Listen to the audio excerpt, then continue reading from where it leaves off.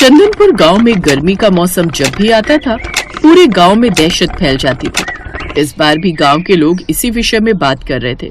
अरे भैया, गांव में फिर से गर्मी कहर बरसाएगी। मुझे तो सोचते हुए भी डर लग रहा है। मुझे भी भैया बहुत ही डर सा लग रहा है।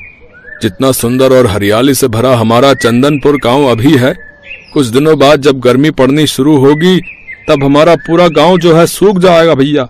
और हर बार ऐसा ही होता है। हमें तो शायद इन सबकी आदत सी हो गई है। चंदनपुर गांव पहले ऐसा नहीं था। यहाँ पर हर मौसम में हरियाली ही रहती थी, पर पिछले 20 सालों से जब भी गर्मी पड़ती है, चंदनपुर गांव में अकाल पड़ जाता है। गांव के खेत खलिहान गर्मी से झुलस जाते हैं। सारे नदी तालाब कुएं सूख जाते हैं। लोग पानी की एक एक बूंद को तरस जाते हैं। जानवर भी चंदनपुर गांव की गर्मी को सहन नहीं कर पाते। वे भी गर्मी में बिना पानी के तड़पने लगते हैं। नहीं, मुझे मत रोको। मैं गांव के बाहर वाले कुएं से पानी लेने जरूर जाऊंगी। अरे मेरे बच्चे प्यास से तड़प रहे हैं। जब उस कुएं में पानी है तो कोई लाने क्यों नहीं देता? पता है पूरा गांव सूख चुका है, बस एक वही कुआं है जिसमें पानी है। हम सभी को मिलकर उस कुएं में से पानी लाना चाहिए, वरना हम प्यास से तड़प तड़प कर मर जाएंगे। अरे नहीं नहीं सरला बहन, हम उस कुएं में से पानी नहीं ला सकते। अगर हम उस कुएं से पानी लेने गए तो वापस नहीं लौटेंगे, बता रहा हूँ। तो क्या करूँ? अपने बच्चों को प्यास से तड़पने दूं? माँ, पानी, बहुत प्यास लगी है। माँ, गला सूख रहा है। मैं अब नहीं रुक सकती। मैं उस कुएं से पानी जरूर लाऊंगी। सरला जैसे ही पानी लेने के लिए गांव के बाहर वाले कुएं की तरफ दौड़ती है, तभी सूरज आ जाता है। सूरज उसी गांव का एक होनहार लड़का था। वो अपने परिवार के साथ साथ पूरे गांव के बारे में भी बहुत सोचता था। उसे भी हमेशा इसी बात की चिंता रहती थी कि गर्मी आने पर उसका गांव कितना बेहाल हो जाएगा। सरला चाची रुको, मेरे पास पानी है। ये लो, दीपू को पानी पिला दो। पर सूरज, अगर तुम ये थोड़ा सा बचा हुआ पानी हमें पिला दोगे तो तुम्हारे परिवार के लोग कैसे पानी पिएंगे? पानी तो खत्म हो जाएगा। चाची, आप पहले दीपू को पानी पिला दो, बाकी सब बाद में देखा जाएगा। सूरज के पास थोड़ा सा पानी बचा हुआ था। वो सरला ने अपने बेटे दीपू को पिला दिया। बहुत बहुत धन्यवाद सूरज बेटा, तुम सचमुच इस गांव के बारे में बहुत सोचते हो। तुम बहुत दयालु और अच्छे इंसान हो। धन्यवाद चाचा। सरला को पानी देकर सूरज घर लौट आया। अरे तू पागल है क्या? थोड़ा सा पानी रखा था घर में, वो भी गांव वालों में बांट आया। अब हम सभी को प्यास लगी है, बता कहाँ से पानी लाएंगे? माँ, मुझे बहुत जोरों की प्यास लगी है। भैया सारा पानी देकर आ गए, अब मैं कहाँ से पानी पीऊं? सूरज, तू इतना अच्छा बनता है गांव वालों के सामने, है? अपने परिवार के लिए भी अच्छा बनना सीख। कोई अपने घर का पानी, वो भी उस समय जब गर्मी चंदनपुर गांव पर कहर बरसा रही है? तू गांव वालों को बांट आया। चिंता मत करो, मैं जा रहा हूँ इस गांव को श्राप से मुक्त करवाने का कोई उपाय ढूंढने। पागल हो गया है क्या? आज तक कोई भी इस गांव को श्राप मुक्त नहीं कर पाया, तो तू कैसे उपाय ढूंढ कर लाएगा? ढूंढने की कोशिश करने में क्या जाता मैं। और हाँ, मैंने सारा पानी गांव वालों को नहीं दिया था। थोड़ा पानी मटके में अभी भी रसोई में रखा है। कुछ दिन वही पानी पीकर गुजारा कर लेना। मैं जल्दी लौटूंगा माँ। बापू, मैं जानता हूं आप मेरे से नाराज हो, पर इस गांव के लोग भी तो अपने इस नजरिए से सोचो और मुझे आशीर्वाद दो कि मैं इस गांव को श्राप मुक्त करने का उपाय लेकर ही लौटूं। सूरज के माता पिता दोनों उसे आशीर्वाद देते हैं और फिर सूरज गांव को श्राप मुक्त करने का उपाय ढूंढने के लिए निकल पड़ता है। चलते चलते सूरज एक गांव में पहुंचता है। सूरज देखता है कि गांव में बहुत भीड़ लगी हुई है। लोग शोर मचा रहे हैं। सूरज इसका कारण पूछता है। भैया, ये कैसा शोर है? अरे नए आए हो क्या गांव में? अरे एक राक्षसी को जिंदा जला रहे हैं ताकि इस गांव को उस राक्षसी के साए से बचाया जा सके। राक्षसी? सूरज आगे बढ़कर भीड़ के पास जाता है। जमींदार साहब, हम पर दया कीजिए। चंपा हमारी इकलौती औलाद है, इसे छोड़ दीजिए। हम इसे लेकर कहीं और चले जाएंगे। नहीं, हम इसे जिंदा छोड़कर अपने लिए मुसीबत खड़ी नहीं कर सकते। तुम्हारी बेटी 2 सिर वाली एक राक्षसी है। इसका जिंदा रहना हम सभी गांव वालों के लिए खतरा है। जला दो इसे जिंदा। जमींदार साहब रुकिए, आप ऐसे मेरी पत्नी को नहीं जला सकते। तेरी पत्नी? क्यों रे, तूने कब इससे शादी की? अरे माँ बाबूजी पहचाना? अरे नहीं, आप कैसे पहचानोगे? हम दोनों की तो रिश्ते की बात बचपन में पक्की हुई थी, बस 7 फेरे लेने ही तो बाकी है। मैं सूरज, पहचाना? आपके बचपन के मित्र रामलाल का बेटा। सूरज चंपा के पिता को इशारा करता है। अरे हाँ, ये तो हमारा दामाद है। अरे सूरज! वही तो। अब मेरी पत्नी को जल्दी से छोड़ दीजिए, मैं अपनी पत्नी को ब्याह कर ले जा रहा हूँ। सूरज ने चंपा को गांव वालों की कैद से मुक्त कर दिया और सबके सामने चंपा को अपनी पत्नी बना लिया। सूरज, मैं 2 सिर वाली हूँ।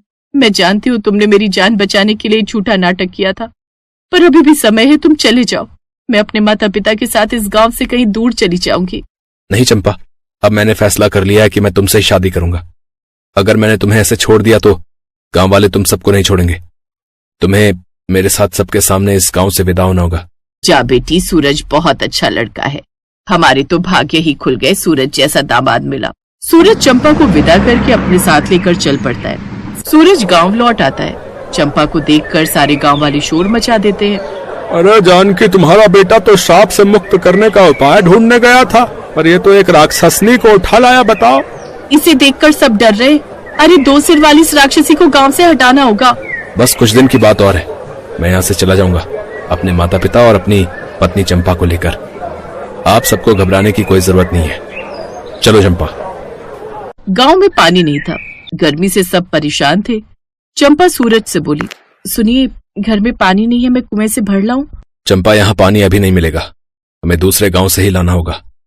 इस गांव में गर्मी का कहर होता है, जिस कारण हर गर्मी में हम ऐसे ही परेशान होते हैं। पर क्यों? ऐसा क्या कारण है इस गांव में गर्मी में इतनी परेशानी होती है? बहू, हमारे गांव को श्राप मिला हुआ है। आज से 20 साल पहले की बात है। इस गांव के पास एक छोटा सा बाग था, जिसकी रखवाली एक साधु बाबा करते थे। गर्मी के दिनों में साधु बाबा का वह बाग बहुत ही हरा भरा रहता था। गांव के जमींदार ने एक कारखाना लगाना था, इसी वजह से जमींदार ने उस बाग को उजाड़ दिया। वो समय भीषण गर्मी का था। साधु बाबा ने जमींदार को बहुत रोका। उन्होंने कहा कि इस भीषण गर्मी में अगर जमींदार ने बाग को उजाड़ दिया तो वो कहाँ जाएंगे, किंतु जमींदार नहीं माना।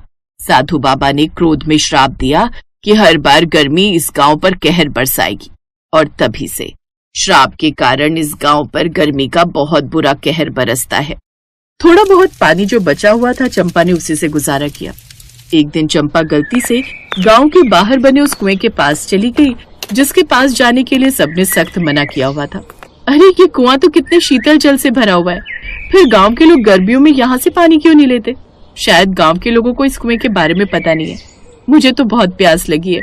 हाँ, पहले पानी पी लेती हूँ, उसके बाद सभी गांव वालों को ये खुशखबरी दूंगी। चंपा ने कुएं में बाल्टी डाली और कुएं से पानी निकाल कर पी लिया। चंपा के साथ कुछ बुरा तो नहीं हुआ, पर अच्छा बहुत हो गया। चंपा का एक सिर गायब हो गया और चंपा सभी लोगों की तरह एक सिर वाली हो गई। तभी सूरज और उसके परिवार वाले उसे ढूंढते हुए आ जाते हैं। चंपा का एक सिर देखकर सब हैरान थे। अचानक उन्हें साधु बाबा की आत्मा उस कुएं में से प्रकट होती है। तब तक बाकी गांव वाले भी वहां इकट्ठे हो चुके थे। गांव वालों ने मेरा बाग उजाड़ दिया था, उसके बाद मैंने इस कुएं में जल समाधि ले ली। इस कारण ये कुआं कभी नहीं सूखा। सूरज, तुम बहुत दयालु हो और नेक दिल इंसान भी। तुमने चंपा से विवाह करके इंसानियत दिखाई है। चंपा को सब राक्षसी कहते थे, इसका अपमान करते थे, किंतु तुमने इससे विवाह करके इसकी जान बचाई। तुम्हारी उदारता देखकर मैंने तुम्हारी पत्नी को ठीक कर दिया और इस गांव को भी मैं श्राप मुक्त कर रहा हूं। अब से इस गांव में कभी भी गर्मी कहर नहीं बर पाएगी। इस गांव में हमेशा ही हरियाली रहेगी। सदा प्रसन्न रहो। सबकी खुशी का ठिकाना नहीं था। साधु बाबा के आशीर्वाद से भीषण गर्मी समाप्त हो गई और फिर से चंदनपुर गांव हरा भरा हो गया।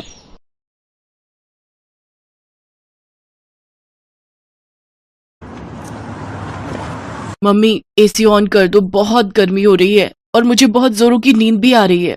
ओए, अभी तो तू एसी खोलने के लिए बोल रही है। कल को जब दादी के पास गांव जाएंगे तो वहाँ कोई एसी नहीं मिलने वाला। मम्मी, क्या मयंक सच कह रहा है? दादी माँ के घर पर एसी नहीं चलेगा? ये सब बातें वहाँ जाकर पता चलेंगी। अब चुपचाप सो जाओ, कल सुबह हमें जल्दी निकलना है। प्रिया बेटा, गांव में इतनी फ्रेश एयर होती है कि तुम्हें एसी की जरूरत ही नहीं पड़ेगी। तुम दोनों वहां जाकर देखना कितना एंजॉय करोगे। वो तो पहुँच कर देखते हैं। ये अटैची बंद करो। पूरे 3 महीने कैसे रुकेंगे, वो भी मई जून की गर्मी। और माँ जी को भी ननद जी की सगाई का फंक्शन गर्मियों में ही रखना था। सुहाना, मधु के ससुराल वाले शादी सर्दियों में मांग रहे हैं, इसलिए माँ ने सगाई का फंक्शन रखा है। ताकि बात पक्की हो जाए। चलो ये लो, अटैची पैक हो गई है। टाइम से सो जाओ, सुबह फिर मुझे कार ड्राइव करनी है। Good night. विंटर्स में रख लेती। मनोज का परिवार गांव में रहता था। सुहाना और बच्चे पहली बार गांव जा रहे थे। सुहाना की शादी के बाद उसकी सास और ननद ही शहर में रहने आए थे, पर सुहाना का कभी गांव जाना ही नहीं हुआ। मनोज की शादी शहर में ही हुई थी। पहली बार सुहाना बच्चों के साथ गांव जा रही थी, इसीलिए वो परेशान थी कि गर्मियों में ना जाने गांव में क्या हालत होगी। बच्चों को एयर कंडीशनर की आदत है, पता नहीं वहां क्या हाल होगा। यही घबराहट सुहाना और बच्चों के मन में थी। अगले दिन मनोज सुहाना और बच्चों के साथ गांव पहुंचता है। सुहाना बहू, क्या बात है, जब पिछली बार पहले शहर में तुम्हें देखा था तो तुम्हारी सेहत बहुत अच्छी थी। बच्चे भी बड़े कमजोर हो गए हैं। क्या बात है, कुछ खाते पीते नहीं हो क्या? माँ, अब ये लोग गांव आ गए हैं, अब इन्हें अपने हिसाब से खिला पिलाकर तगड़ा करो। हाँ बेटा, तुम चिंता मत करो, अब ये बच्चे मोटे ताजी सेहत वाले होकर ही शहर जाएंगे। ये लो बच्चों, ठंडी ठंडी मीठी लस्सी पियो। दादी, लस्सी वो क्या होता है? बिटिया, लस्सी जो दही से बनती है, पीकर देखो फिर पता चलेगा। दादी, मुझे भी लस्सी पीनी है। हाँ हाँ बेटा। मधु, ओ मधु, लस्सी के गिलास और ले आ बिटिया। माँ जी, और रहने दीजिए, ये बच्चे तो ऐसे ही कह रहे हैं, मैं इन्हें इसी में से थोड़ा थोड़ा दे दूंगी, ये दोनों पी नहीं पाएंगे। नहीं मम्मी, मैं पी लूंगा, मुझे पूरी पीनी है। हाँ हाँ, मेरा बेटा पूरा पी लेगा। और लस्सी तो बहुत फायदा करती है, गर्मियों में ठंडा पेय पदार्थ है, इसको पीने से शरीर ठंडा रहता है। मैं रेस लगाऊंगी, देखती हूँ तुम दोनों में से कौन जल्दी लस्सी पीता है।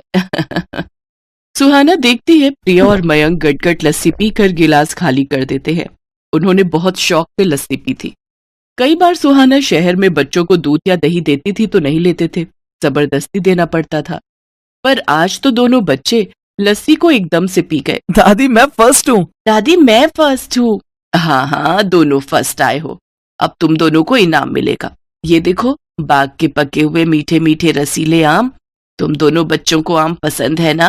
वाह, मैंगो। मैंगो तो मुझे बहुत पसंद है। बस, तो फिर अब हम इन आमों को बाल्टी में ठंडे पानी में भिगो देंगे ताकि इनकी गर्मी निकल जाए और ये ठंडे हो जाए। फिर मैं इन आमों को रात में तुम्हें खाने के लिए दूंगी। सच माँ, बच्चे गांव आकर कितना कुछ सीख जाएंगे। बस आज पहला दिन है ना, तो ये सोच रहे हैं कि बच्चे कुछ नहीं कहेंगे। एक दो दिन बाद देखना कितना शोर मचाएंगे। अब आज रात को जब इनको एसी नहीं मिलेगा ना, तब पता चलेगा शहर की गर्मी और गांव की गर्मी में कितना फर्क है। गर्मी के मारे जब पसीने छूटेंगे, मच्छर काटेंगे, तब कहेंगे वापस शहर चलो। क्या हुआ भाभी, आप क्या सोचने लगे? ये लो आपकी लस्सी। और शाम के खाने के लिए मैंने दाल चावल, अरबी की सूखी सब्जी और मटर पनीर बनाया है। वो माँ कह रही थी कि बच्चे दाल चावल पता नहीं खाए या ना खाए, इसलिए मटर पनीर शौक से खा लेंगे।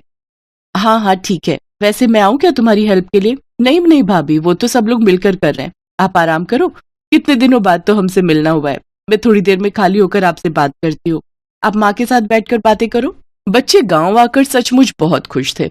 वो अपनी दादी और बाकी सब रिश्तेदारों के साथ खूब हंस खेल रहे थे। रात के समय प्रिया बोली, दादी गर्मी लग रही है, एसी ऑन करना है। अरे बच्चों, तुम दोनों मेरे साथ छत पर चलो, सबके बिस्तर छत पर ही बिछाए हैं। माँ, कितने दिनों बाद आज हम सब मिलकर छत पर सोएंगे। सचमुच बहुत ही बढ़िया नींद आएगी। अब तो मेरी आंख सुबह ही खुलेगी। मधु, मुझे तो एक मोटी चादर दे देना, रात को ठंड हो जाती है। ठीक है भैया। मनोज, कितनी बार तुम्हें कहा था कि गांव आने से पहले एक एसी गांव में भिजवा दो ताकि यहाँ फिटिंग हो जाती तो हम कमरे में आराम से सो सकते थे। सुहाना, हम लोग शहर में रहते हैं और मधु कुछ टाइम बाद अपने घर चली जाएगी। माँ को एयर कंडीशनर की आदत नहीं है। मैंने माँ को कहा था, पर उन्होंने कहा था कि वो कभी यहाँ रहती है, कभी हमारे पास शहर में, तो एयर कंडीशनर लगाने का फायदा ही क्या। यहाँ पर तो सब लोग छत पर ही सोते हैं, बहुत बढ़िया नींद आती है। यहाँ कोई नहीं चलाता एसी, सबको खुली हवा में सोने की आदत है। और देखो, बच्चे भी माँ के साथ कितने आराम से छत पर सोने चले गए हैं। सुहाना देखती है कि बच्चे छत पर अपनी दादी के साथ लेटे हुए कहानी सुन रहे थे और कहानी सुनते सुनते सो गए। सुहाना हैरान रह जाती है। कुछ दिनों बाद मधु की सगाई का फंक्शन बहुत अच्छे से हो जाता है। बच्चे जब तक गांव में रहे, उन्होंने एक बार भी किसी बात को लेकर जिद नहीं की। गांव की गर्मी का असर बच्चों पर बिल्कुल भी नहीं हुआ। सुहाना समझ जाती है कि उसकी सोच गलत थी। बच्चों ने गांव की गर्मी को खूब एंजॉय किया। जिस तरह शहर में गर्मी से बचने के मशीनरी साधन उपलब्ध हैं, उसी तरह गांव में गर्मी से बचने के प्राकृतिक साधन उपलब्ध हैं। वो खुश थी कि बच्चों को हर स्थिति में रहने की आदत हो गई, भले ही वो गांव में रहे या फिर शहर में। वो अपने आप को स्थिति के अनुसार बदल लेंगे। बच्चों, तुम सब बहुत याद आओगे। अब तो तुम्हारे साथ रहने की आदत हो गई है। माँ, तो फिर आप और मधु शहर आ जाना, बच्चों को भी अच्छा लगेगा। हाँ बेटा, आऊंगी। थोड़ी गर्मी कम हो जाए फिर मैं जरूर आऊंगी। बच्चे कहाँ गए? रुको मैं देखती हूँ। सुहाना देखती है प्रिया और मयंक तो हैंडपंप के पास खड़े हुए ठंडे ठंडे पानी से मुंह धो रहे हैं और खुशी से उछल कूद कर नाच रहे हैं, मानो वो गर्मी के मौसम के साथ खुशी खुशी खेल रहे हो। ये लो बच्चों, और मुंह। सुहाना की आंखें खुशी से भर आती हैं और वो सबसे विदा लेकर आंखों में ढेर सारे सपने बटोरकर बच्चों और मनोज के साथ वापस शहर लौट आती है। पर शहर आने के बाद भी बच्चे गांव की बातें करते नहीं थक रहे थे। ये देख सुहाना और मनोज की खुशी का ठिकाना नहीं था। Best buddies. Hello friends, thanks for watching this video. अगर आपको ये वीडियो पसंद आया है तो प्लीज लाइक, सब्सक्राइब, कमेंट्स करें इस वीडियो पर, और हाँ, शेयर करना भी ना भूलें। और भी मजेदार वीडियो देखने के लिए नीचे दिए गए बेल आइकॉन को दबाएं। देखते रहिए बेस्ट बडीज।